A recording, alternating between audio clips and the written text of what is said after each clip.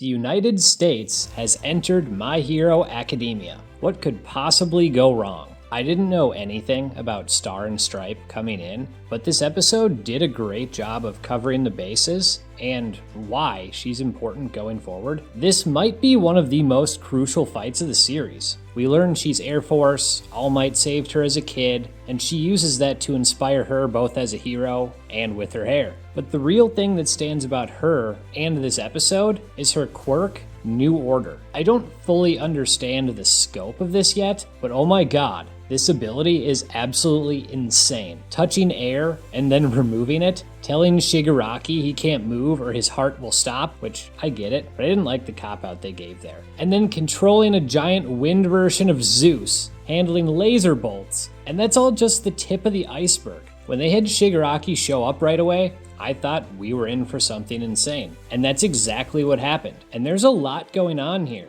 He's going through some type of identity crisis as he's part Shigaraki and part All For One, though it doesn't appear Shigaraki wants to be in this situation, which of course ties back to the beginning of the episode where Deku, who finally got to go home and get some rest, which was nice and weird to see, he reiterates that he wants to save Shigaraki instead of killing him. But back to Shiggy for a second. I almost forgot how much of a tank they made him last season. He survives suffocation, he instantly heals, he reflects laser blasts, and against an ability as OP as New Order, he hung around pretty well. It was interesting to see, on top of the identity issues, what was going on in his headspace regarding New Order. He was trying to deduce its limitations, and while he was making progress, he also seemed confused, which was a realistic way of handling that. Sometimes in anime they figure out stuff so quickly that it's not realistic, but it was done well here. And it terrifies me that I can only see this fight ending one of two ways. First, even though she's winning, Star and Stripe is only going to win